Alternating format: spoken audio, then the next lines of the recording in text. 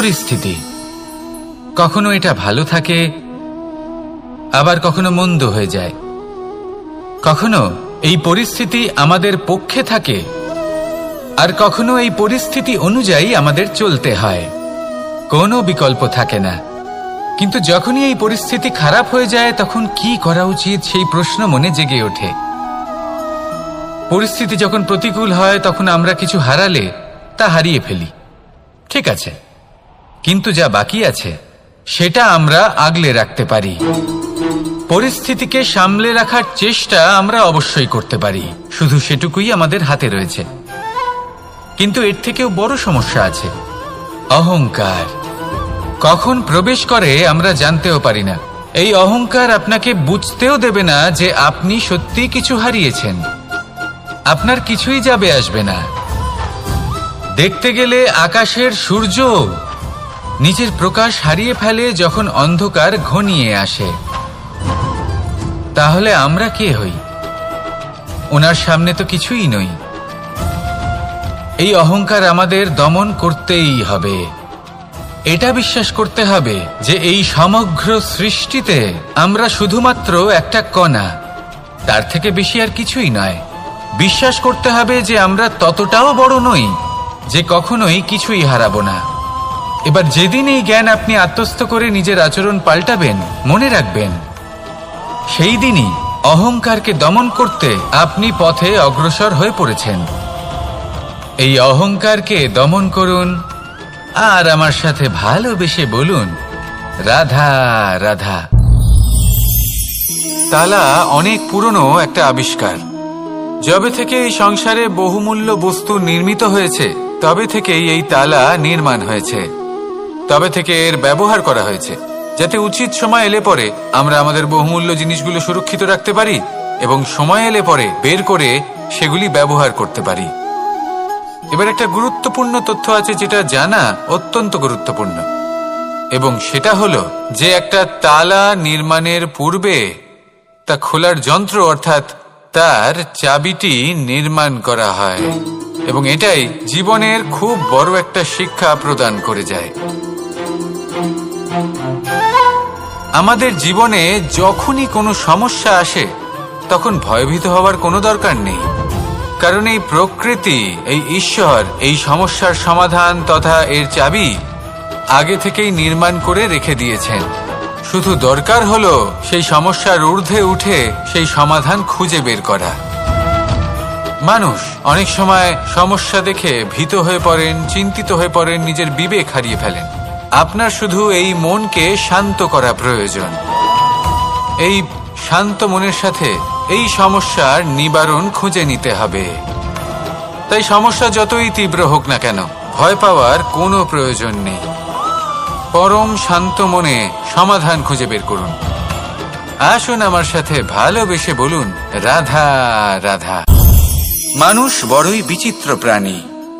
অধিক থেকে অধিকতর ধন লাভ করার চেষ্টায় নিজের শরীরকে নষ্ট করে ফেলেন, নিজের শক্তি হারিয়ে ফেলেন, নিজের সামর্থ্য হারিয়ে ফেলেন। আর যে ধন লাভ করেন সেটা কোথায় যায়? সেই শক্তি, সেই সামর্থ্যকে আবার ফিরে পাওয়ার জন্য। আর কিছু মানুষ জীবন এমন ভাবে যাপন করেন যেন তা কখনোই শেষ হবে না, কিন্তু শেষ তো সবারই হবে। আর যখনই শেষটা কাছে চলে আসে, তখন মানুষ এটা বুঝতে পারেন যে সে জীবনকে উপভোগ করেননি। তার কারণটা কি? লালসা।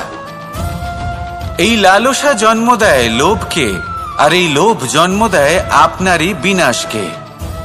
সেই জন্য আজ আপনার কাছে যা কিছু আছে, যেমনটা আছে তার সাথে জীবন যাপন করুন, পূর্ণরূপে যাপন করুন। আপনার কাছে যতই ধন, শক্তি, মান থাকুক, তা সবার মধ্যে ভাগ করতে শিখুন। ভাগ করলে ভালোবাসা বাড়ে, আর এই ভালোবাসা দ্বারা জীবন আরো সুখময় হয়ে ওঠে। তাহলে আসুন আর আমার সাথে ভালোবেসে বলুন, রাধা রাধা। মানুষ সত্যের সাথে অবগত হবার জন্য ব্যাকুল হয়ে থাকে, চিরকাল চেষ্টা করতে থাকে। জন্ম থেকেই তার মনে এই ইচ্ছে জাগ্রত হয় সত্যিটা কি সেটা জানতে। এবার এই ইচ্ছে, এটা পূর্ণ কিভাবে করা যেতে পারে? কারণ মনে হয় যে জ্ঞান অর্জন করলেই এই ইচ্ছে পূর্ণ হতে পারে। তাই কেউ কেউ জ্ঞানের পেছনে ছুটতে থাকেন। কেউ এটা ভাবেন যে এই ইচ্ছে পূর্ণ করা যেতে পারে ধন আর শক্তির দ্বারা, তাই তারা ধন আর শক্তি প্রাপ্ত করতে চান। কেউ আবার ভাবেন যে অন্তরের মন্থন দ্বারা এটা সম্ভব হতে পারে।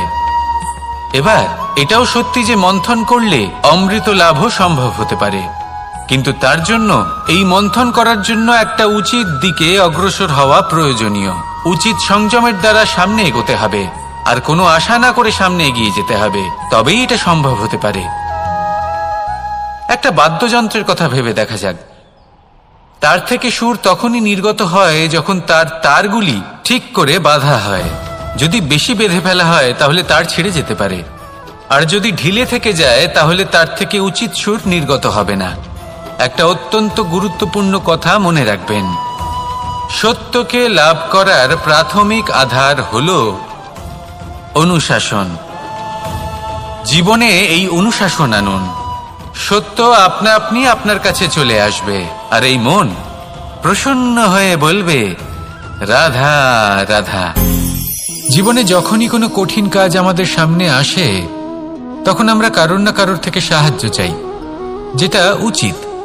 কিন্তু যদি যে কোনো ছোটখাটো বিষয়ে আমরা সাহায্য চাইতে শুরু করি তাহলে কি হবে? তাহলে আমরা নিজেদের সামর্থ্য, নিজেদের যোগ্যতাকে কখনো বাড়তেই দেব না, না আমাদের শক্তি কখনো বাড়বে, কারণ এটা আমাদের অভ্যেস হয়ে যাবে। যাই ঘটুক আমরা কারোর থেকে সাহায্য চাইতে চলে যাব, এটাই আমাদের স্বভাব হয়ে যাবে। সেই জন্য আমাদের যেটা করা উচিত সেটা হলো যতক্ষণ না আর কোনো উপায় থাকছে ততক্ষণ আপনি কারোর থেকে সাহায্য চাইতে যাবেন না। চেষ্টা করুন, যা সংকট থাকুক, সমস্যা থাকুক, পরিস্থিতি যতই কঠিন হোক, নিজে সমাধান করতে চেষ্টা করুন। যতটা পারবেন আত্মনির্ভর হওয়ার চেষ্টা করুন। যদি এটা করতে পারেন তাহলে আপনি অনেক কিছু শিখবেন। দিন প্রতিদিন আপনার জীবন আরো বেশি উজ্জ্বল হয়ে উঠবে, ব্যক্তিত্বের বিকাশ ঘটবে, আপনার শক্তি বৃদ্ধি পাবে, যোগ্যতা বৃদ্ধি পাবে, আত্মবিশ্বাস জেগে উঠবে, আর আত্মনির্ভর হয়ে মন বলবে রাধা রাধা। আমাদের জীবন হলো একটা উপবনের মতো, যেখানে কাঁটাও আছে আবার ফুলও আছে। আর যদি আপনি ফুল লাভ করতে চান তাহলে কাঁটার সংস্পর্শে তো আপনাকে আসতেই হবে। এটাই জীবনের সত্য। আমাদের জীবনে, আমাদের পরিবারে, আমাদের সমাজে দেখবেন ভিন্ন ভিন্ন ধরনের মানুষ আছে। কেউ আছেন দুর্জন, কেউ সজ্জন, কেউ শত্রু হন তো কেউ মিত্র। যদি আপনি দুর্জনদের কাছে যান তাহলে শুধুই কষ্ট পাবেন, যদি আপনি শত্রুর কাছে যান তাহলে ঝামেলায় জড়িয়ে পড়বেন। তার চেয়ে ভালো আপনি সজ্জনদের কাছে যান, আনন্দ এবং জ্ঞান লাভ করবেন। নিজের মিত্রদের কাছে যান, আপনি সাহস লাভ করবেন। আরো একটা কথা বলি, এই জীবন এত বড়ও নয় যে আপনি প্রত্যেক সমস্যায় প্রত্যেক মানুষের সাথে ঝামেলায় জড়াবেন। শুধু যার সাথে আপনার মনের মিল হবে তাকে প্রণাম করুন, আর যার সাথে মনের মিল হবে না তাকে দূর থেকে প্রণাম করুন। কিন্তু মনের মধ্যে থেকে প্রেমের বোধ কোথাও যেতে দেবেন না, কারণ এই ভালোবাসাই শেষ মুহূর্তে আপনার উচিত পথ প্রদর্শন করবে। তাই এই ভালোবাসাকে মনে জাগ্রত রাখুন, আর এই ভালোবাসার সাথেই বলুন রাধা রাধা। কোনো এক সময়ের কথা, একজন জেলের একটা ছোট্ট পুত্র ছিল। সে ভাবল যে আমি আমার বাবার মতোই মাছ ধরব। তখন সে একটা লাঠি নিল, তাতে দড়ি বাঁধল, আর সেই দড়ির মুখে যে কাঁটা বিঁধে থাকে তাতে চারা ঝুলিয়ে জলে ফেলল আর বসে থাকলো। কিছু সময় পরে জলে একটি তরঙ্গ দেখা গেল। ও বুঝতে পারল খুব বড় একটা মাছ ফাঁদে পড়েছে। ও বল প্রয়োগ করলো, সেটা টানার চেষ্টা করলো, মাছও বল প্রয়োগ করলো, আর শেষে যেটা হলো সেই দড়ি ছিঁড়ে গেল আর মাছ বেঁচে পালিয়ে গেল। দেখুন, ও অনেক চেষ্টা করলো কিন্তু অসফল হলো। কখনো অধিক বল প্রয়োগ করলো, আবার কখনো কম বল, কিন্তু কিছুতেই সফল হলো না। ও পঞ্চমবার প্রচেষ্টা করলো, না বেশি বল প্রয়োগ করলো না কম, ততটাই বল প্রয়োগ করলো যতটা পর্যাপ্ত, ঠিক ততটাই বল, যতটা বল সেই মাছ প্রয়োগ করলো। আর শেষ পর্যন্ত জীবনে প্রথমবার ও মাছ ধরতে সফল হলো। এবার এই কথার সারমর্ম কি? ভারসাম্য। এটাই হলো জীবনের সবথেকে বড় নিয়ম। আমাদের সবার জীবনে সমস্যা রয়েছে, কখনো মন দিয়ে ভেবে দেখবেন। জীবনে যদি কোনো ক্ষুদ্র সমস্যা বা ছোট সমস্যা থাকে আর সেটা সমাধান করার জন্য আপনি বেশি চেষ্টা করছেন, তাহলে তার দ্বারা সমাধান হয় না, বরং আরো বিপদ বেড়ে যায়। যখন কোনো বড় সমস্যা থাকে আর আপনি কম চেষ্টা করতে থাকেন, তখন সমাধান হয় না, তা চলতেই থাকে। শুধু এটাই হলো ব্যাপার। জীবনের সমস্ত সমস্যার একটা ভারসাম্য বজায় রাখা, যদি এটা আপনি শিখে ফেলতে পারেন, জীবনটা আপনার হাতের মুঠোয় থাকবে। আসুন আমার সাথে ভালোবেসে বলুন, রাধা রাধা। মানুষের জীবনে স্বচ্ছতার একটা আলাদা গুরুত্ব আছে। যদি আপনি নিজেকে স্বচ্ছ রাখেন, তাহলে আপনার নিজেরও ভালো লাগবে, সামনের ব্যক্তিরও ভালো লাগবে, একটা অন্যরকম প্রভাব পড়বে। কিন্তু একজন শ্রেষ্ঠ ব্যক্তি কিভাবে হয়ে ওঠা সম্ভব? যার মধ্যে গুণ আছে, শিক্ষা আছে, শুভ চেতনা আছে, যিনি সৎকর্ম করেন। কিভাবে হব সেই ব্যক্তি যার মধ্যে জ্ঞান আছে? শুধুমাত্র স্বচ্ছ থাকলে তো তা হওয়া সম্ভব নয়। প্রথমে আপনাকে বুঝতে হবে যে মানুষের মধ্যে 4টি মূল তত্ত্ব আছে। প্রথম হলো তার শরীর, যার দ্বারা উনি যে কোনো কর্ম করে থাকেন। দ্বিতীয় তত্ত্ব হলো তার মন, যার দ্বারা কোনো কর্ম করার জন্য সে নিজেকে প্রেরণা দিতে থাকে। তৃতীয় তত্ত্ব হলো বুদ্ধি, যে কর্ম আমরা করতে চাই, যে লক্ষ্যে আমরা পৌঁছতে চাই, সেটা আমরা কিভাবে কোন পথে করব, সেটা স্থির করা যায় বুদ্ধি দিয়ে। আর চতুর্থ তত্ত্ব হলো আত্মা। আত্মা হলো এমন এক তত্ত্ব যার কোনো সমাপ্তি নেই। আত্মা হলো অজয়। কিন্তু এরও শুদ্ধিকরণের প্রয়োজন হয়। এই 4টি তত্ত্বের শুদ্ধিকরণ করতে থাকুন, এদের নির্মল রাখুন, শুদ্ধ রাখুন। এবং এটা কিভাবে হবে? শুভ চেতনা দ্বারা, জ্ঞানের দ্বারা, এবং সবথেকে বেশি গুরুত্বপূর্ণ প্রেমের দ্বারা। আসুন আমার সাথে ভালোবেসে বলুন, রাধা রাধা। একে বালি বলুন, মাটি বলুন বা ধুলো বলুন, এ দিয়ে কত কিছু করা সম্ভব। এ দিয়ে আপনি নিজের বাসস্থান নির্মাণ করতে পারেন, প্রাচীর গড়ে তুলতে পারেন, অট্টালিকা নির্মাণ করতে পারেন। কিন্তু যদি এই বালিকে আপনি মুষ্টিবদ্ধ করে রাখতে চান, তাহলে তা হাত থেকে ফসকে যাবে। আপনি কখনোই একে মুষ্টিবদ্ধ করতে পারবেন না। এরকমই হয় আমাদের জীবন, আর এরকমই হয় সময়। এই মুষ্টিবদ্ধ করা বালির মতো। সময়কে আমরা বাধা দিতে পারবো না, আটকেও রাখতে পারবো না। এ হলো প্রবাহমান। জন্ম থেকে মৃত্যু পর্যন্ত এই যে সময়, তা খুবই সীমিত। আর এই সময় আমরা যেটাই করি তার দ্বারাই আমাদের মূল্য নির্ধারিত হয়। আর এই সংসার থেকে চলে যাওয়ার পরেও এই সংসার এই সব কর্মের জন্যই আমাদের মনে রাখে। তাই যদি আপনি এটা ভাবেন যে আজ যে কর্ম করার ছিল আমি না হয় কাল করে নেব, কাল আমার লক্ষ্যে পৌঁছানোর কথা ছিল আমি পরশু পৌঁছব, না, এই সময় খুব মূল্যবান, একে নষ্ট করবেন না। এই সময়কে সদ্ব্যবহার করুন, মহান হবার পথে অগ্রসর হন। একে যদি মুষ্টিবদ্ধ করে রাখার চেষ্টা করেন, এই সময় থেমে থাকবে না। আসুন আমার সাথে ভালোবেসে বলুন, রাধা রাধা। আমরা চাই বা না চাই, আমরা সবসময় নয় কোনো না কোনো লক্ষ্যের দিকে এগিয়ে চলেছি বা কোনো না কোনো যুদ্ধ করেই চলেছি। যেমন যে যুদ্ধ মনের মধ্যে চলছে সেগুলো হলো অন্তর্মনের যুদ্ধ, যেমন পরিবার প্রতিপালনের যুদ্ধ, কর্তব্য পালনের যুদ্ধ, কোনো প্রিয়জনকে না হারানোর যুদ্ধ। এসব যুদ্ধ মনের মধ্যে চলে এবং সেদিক থেকে দেখতে গেলে আমরা হলাম এই সংসারের সব থেকে বড় যোদ্ধা, তাই না? কিন্তু এই সব যুদ্ধে যদি আপনি জয়ী হতে চান, তাহলে 3টি বিষয় আপনাকে মাথায় রাখতে হবে।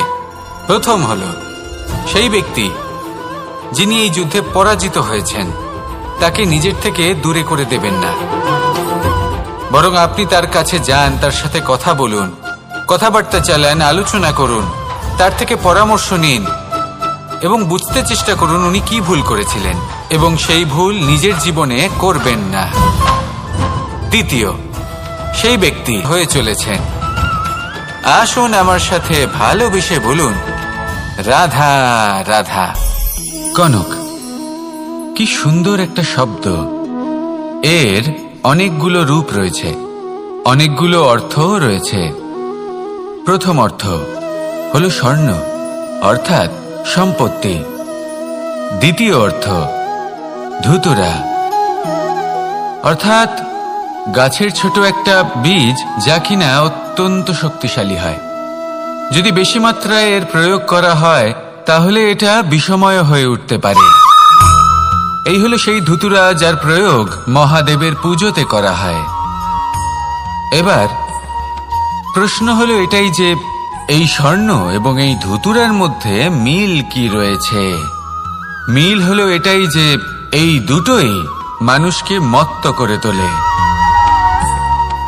ধুতুরা মানুষকে তখন মত্ত করে যখন তাকে সেবন করা হয়, কিন্তু স্বর্ণ, ধন, সম্পত্তি, মানুষ এটা যতটাই অর্জন করে নেয় সেটাই যথেষ্ট।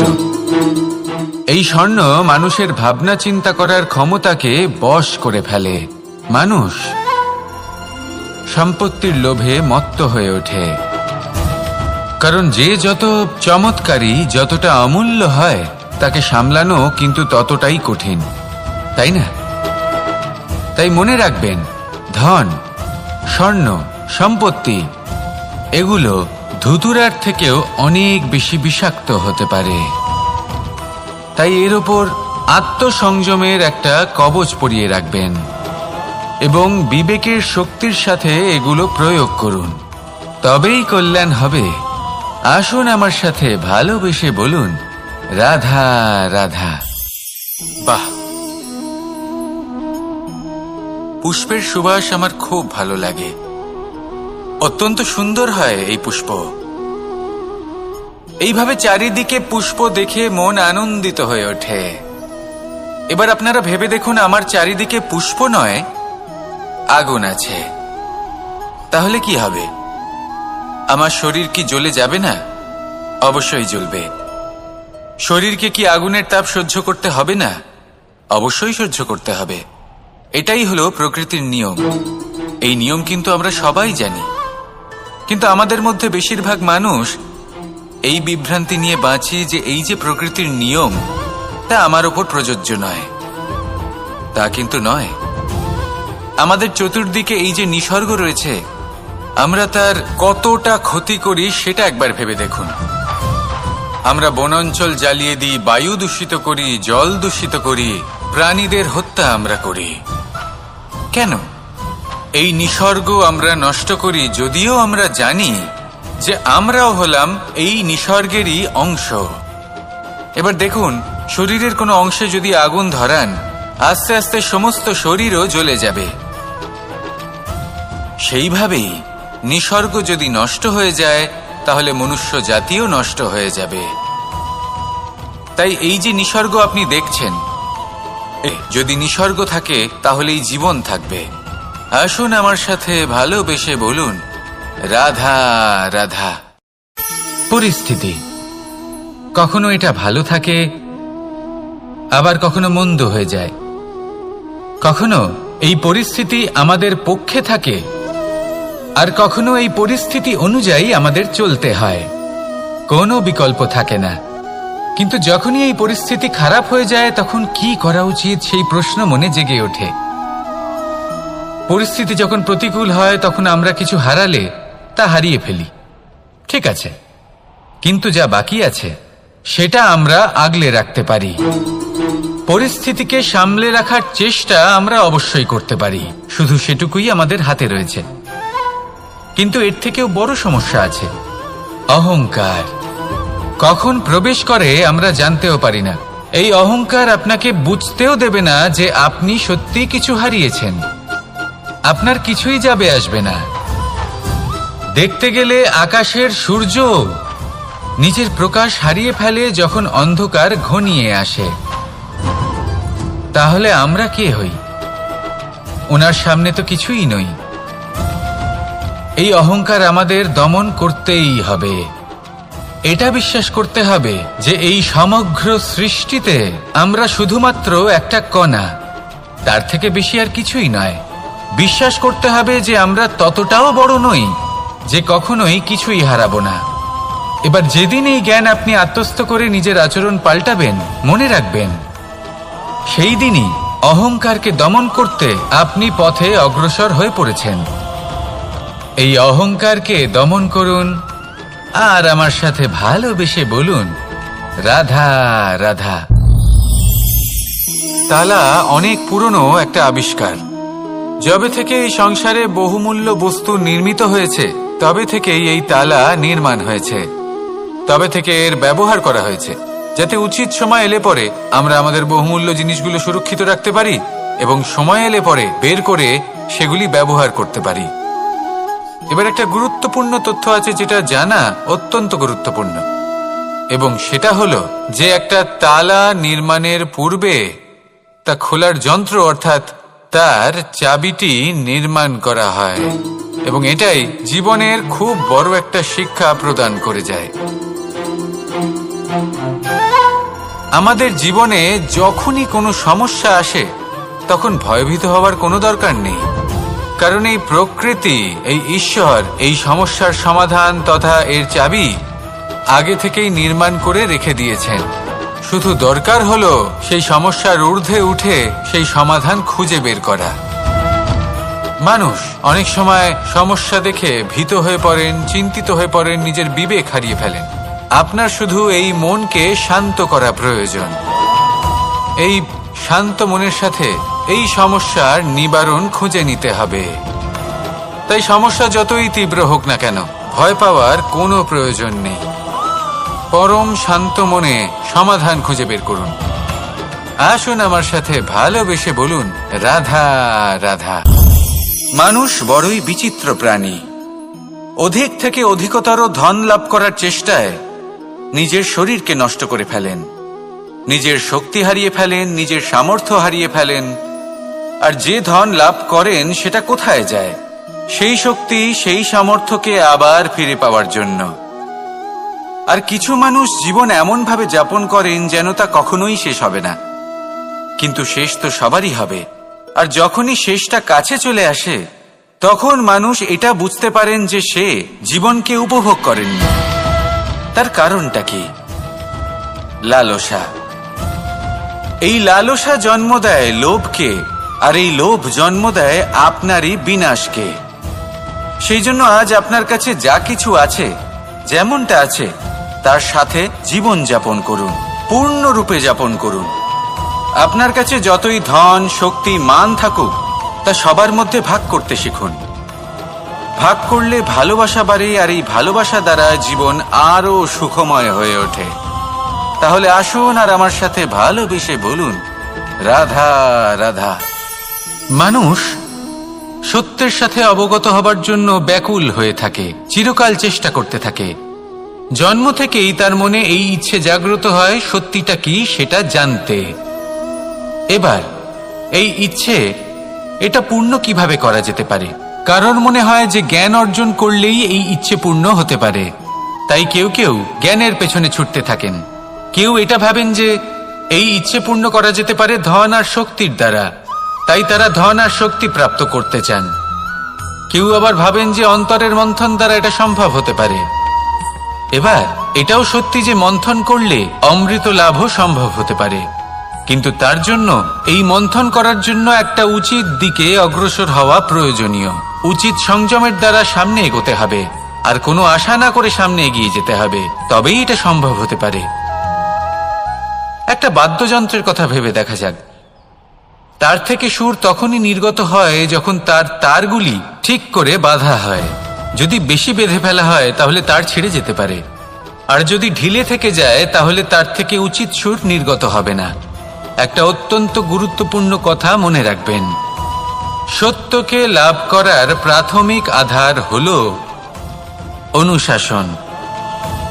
জীবনে এই অনুশাসন আনুন, সত্য আপনা আপনি আপনার কাছে চলে আসবে, আর এই মন প্রসন্ন হয়ে বলবে, রাধা রাধা। জীবনে যখনই কোনো কঠিন কাজ আমাদের সামনে আসে তখন আমরা কারোর না কারোর থেকে সাহায্য চাই, যেটা উচিত। কিন্তু যদি যে কোনো ছোটখাটো বিষয়ে আমরা সাহায্য চাইতে শুরু করি তাহলে কি হবে? তাহলে আমরা নিজেদের সামর্থ্য, নিজেদের যোগ্যতাকে কখনো বাড়তেই দেব না, না আমাদের শক্তি কখনো বাড়বে, কারণ এটা আমাদের অভ্যেস হয়ে যাবে। যাই ঘটুক আমরা কারোর থেকে সাহায্য চাইতে চলে যাব, এটাই আমাদের স্বভাব হয়ে যাবে। সেই জন্য আমাদের যেটা করা উচিত সেটা হলো, যতক্ষণ না আর কোনো উপায় থাকছে ততক্ষণ আপনি কারোর থেকে সাহায্য চাইতে যাবেন না। চেষ্টা করুন, যা সংকট থাকুক, সমস্যা থাকুক, পরিস্থিতি যতই কঠিন হোক, নিজে সমাধান করতে চেষ্টা করুন। যতটা পারবেন আত্মনির্ভর হওয়ার চেষ্টা করুন। যদি এটা করতে পারেন তাহলে আপনি অনেক কিছু শিখবেন। দিন প্রতিদিন আপনার জীবন আরো বেশি উজ্জ্বল হয়ে উঠবে, ব্যক্তিত্বের বিকাশ ঘটবে, আপনার শক্তি বৃদ্ধি পাবে, যোগ্যতা বৃদ্ধি পাবে, আত্মবিশ্বাস জেগে উঠবে, আর আত্মনির্ভর হয়ে মন বলবে, রাধা রাধা। আমাদের জীবন হলো একটা উপবনের মতো, যেখানে কাঁটাও আছে আবার ফুলও আছে। আর যদি আপনি ফুল লাভ করতে চান তাহলে কাঁটার সংস্পর্শে তো আপনাকে আসতেই হবে। এটাই জীবনের সত্য। আমাদের জীবনে, আমাদের পরিবারে, আমাদের সমাজে দেখবেন ভিন্ন ভিন্ন ধরনের মানুষ আছে। কেউ আছেন দুর্জন, কেউ সজ্জন, কেউ শত্রু হন তো কেউ মিত্র। যদি আপনি দুর্জনদের কাছে যান তাহলে শুধুই কষ্ট পাবেন, যদি আপনি শত্রুর কাছে যান তাহলে ঝামেলায় জড়িয়ে পড়বেন। তার চেয়ে ভালো আপনি সজ্জনদের কাছে যান, আনন্দ এবং জ্ঞান লাভ করবেন। নিজের মিত্রদের কাছে যান, আপনি সাহস লাভ করবেন। আরো একটা কথা বলি, এই জীবন এত বড়ও নয় যে আপনি প্রত্যেক সমস্যায় প্রত্যেক মানুষের সাথে ঝামেলায় জড়াবেন। শুধু যার সাথে আপনার মনের মিল হবে তাকে প্রণাম করুন, আর যার সাথে মনের মিল হবে না তাকে দূর থেকে প্রণাম করুন।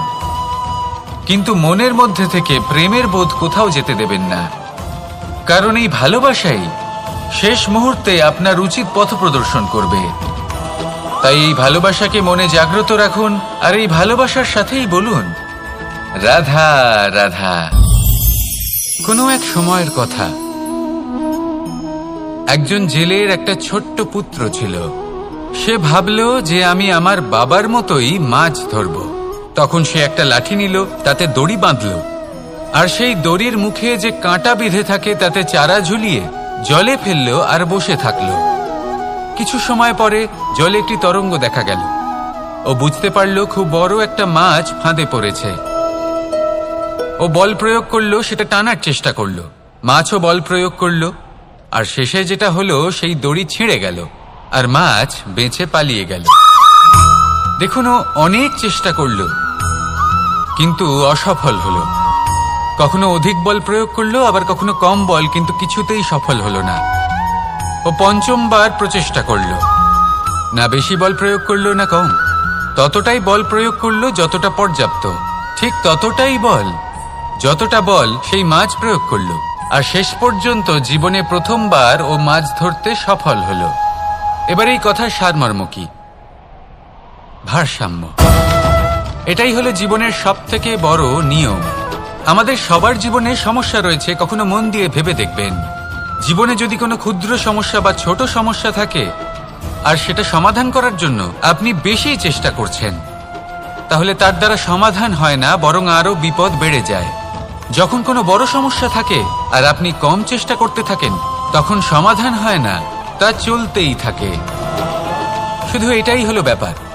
জীবনের সমস্ত সমস্যার একটা ভারসাম্য বজায় রাখা, যদি এটা আপনি শিখে ফেলতে পারেন, জীবনটা আপনার হাতের মুঠোয় থাকবে। আসুন আমার সাথে ভালোবেসে বলুন, রাধা রাধা। মানুষের জীবনে স্বচ্ছতার একটা আলাদা গুরুত্ব আছে। যদি আপনি নিজেকে স্বচ্ছ রাখেন তাহলে আপনার নিজেরও ভালো লাগবে, সামনের ব্যক্তিরও ভালো লাগবে, একটা অন্যরকম প্রভাব পড়বে। কিন্তু একজন শ্রেষ্ঠ ব্যক্তি কিভাবে হয়ে ওঠা সম্ভব? যার মধ্যে গুণ আছে, শিক্ষা আছে, শুভ চেতনা আছে, যিনি সৎকর্ম করেন। কিভাবে হব সেই ব্যক্তি যার মধ্যে জ্ঞান আছে, শুধুমাত্র স্বচ্ছ থাকলে তো তা হওয়া সম্ভব নয়। প্রথমে আপনাকে বুঝতে হবে যে মানুষের মধ্যে 4টি মূল তত্ত্ব আছে। প্রথম হলো তার শরীর, যার দ্বারা উনি যে কোনো কর্ম করে থাকেন। দ্বিতীয় তত্ত্ব হলো তার মন, যার দ্বারা কোনো কর্ম করার জন্য সে নিজেকে প্রেরণা দিতে থাকে। তৃতীয় তত্ত্ব হলো বুদ্ধি, যে কর্ম আমরা করতে চাই, যে লক্ষ্যে আমরা পৌঁছতে চাই, সেটা আমরা কিভাবে কোন পথে করব সেটা স্থির করা যায় বুদ্ধি দিয়ে। আর চতুর্থ তত্ত্ব হলো আত্মা। আত্মা হলো এমন এক তত্ত্ব যার কোনো সমাপ্তি নেই।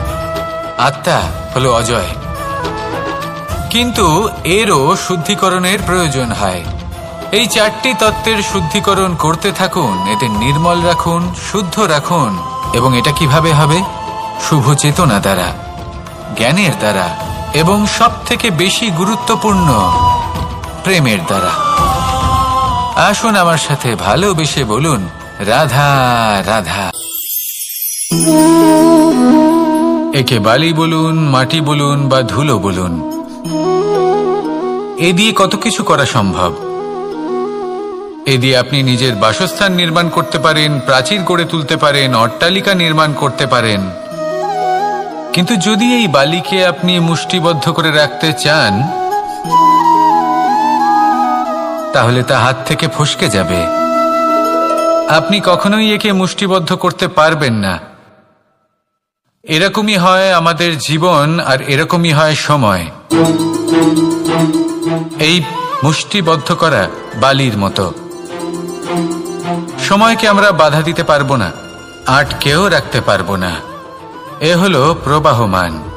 জন্ম থেকে মৃত্যু পর্যন্ত এই যে সময়, তা খুবই সীমিত। আর এই সময় আমরা যেটাই করি তার দ্বারাই আমাদের মূল্য নির্ধারিত হয়। আর এই সংসার থেকে চলে যাওয়ার পরেও এই সংসার এই সব কর্মের জন্যই আমাদের মনে রাখে। তাই যদি আপনি এটা ভাবেন যে আজ যে কর্ম করার ছিল আমি না হয় কাল করে নেব, কাল আমার লক্ষ্যে পৌঁছানোর কথা ছিল আমি পরশু পৌঁছব, না, এই সময় খুব মূল্যবান, একে নষ্ট করবেন না। এই সময়কে সদ্ব্যবহার করুন, মহান হবার পথে অগ্রসর হন। একে যদি মুষ্টিবদ্ধ করে রাখার চেষ্টা করেন, এই সময় থেমে থাকবে না। আসুন আমার সাথে ভালোবেসে বলুন, রাধা রাধা। আমরা চাই বা না চাই, আমরা সবসময় নয় কোনো না কোনো লক্ষ্যের দিকে এগিয়ে চলেছি বা কোনো না কোনো যুদ্ধ করেই চলেছি। যেমন যে যুদ্ধ মনের মধ্যে চলছে সেগুলো হলো অন্তর্মনের যুদ্ধ, যেমন পরিবার প্রতিপালনের যুদ্ধ, কর্তব্য পালনের যুদ্ধ, কোনো প্রিয়জনকে না হারানোর যুদ্ধ। এসব যুদ্ধ মনের মধ্যে চলে এবং সেদিক থেকে দেখতে গেলে আমরা হলাম এই সংসারের সব থেকে বড় যোদ্ধা, তাই না? কিন্তু এই সব যুদ্ধে যদি আপনি জয়ী হতে চান তাহলে 3টি বিষয় আপনাকে মাথায় রাখতে হবে। প্রথম হলো সেই ব্যক্তি যিনি এই যুদ্ধে পরাজিত হয়েছেন তাকে নিজের থেকে দূরে করে দেবেন না, বরং আপনি তার কাছে যান, তার সাথে কথা বলুন, কথাবার্তা চালান, আলোচনা করুন, তার থেকে পরামর্শ নিন এবং বুঝতে চেষ্টা করুন উনি কি ভুল করেছিলেন এবং সেই ভুল নিজের জীবনে করবেন না। দ্বিতীয়, সেই ব্যক্তি সে অগ্রসর হয়ে চলেছেন। আসুন আমার সাথে ভালোবেসে বলুন, রাধা রাধা। কনক, কি সুন্দর একটা শব্দ। এর অনেকগুলো রূপ রয়েছে, অনেকগুলো অর্থও রয়েছে। প্রথম অর্থ হলো স্বর্ণ, অর্থাৎ সম্পত্তি। দ্বিতীয় অর্থ ধুতুরা, অর্থাৎ গাছের ছোট একটা বীজ যা কিনা অত্যন্ত শক্তিশালী হয়। যদি বেশি মাত্রায় এর প্রয়োগ করা হয় তাহলে এটা বিষময় হয়ে উঠতে পারে।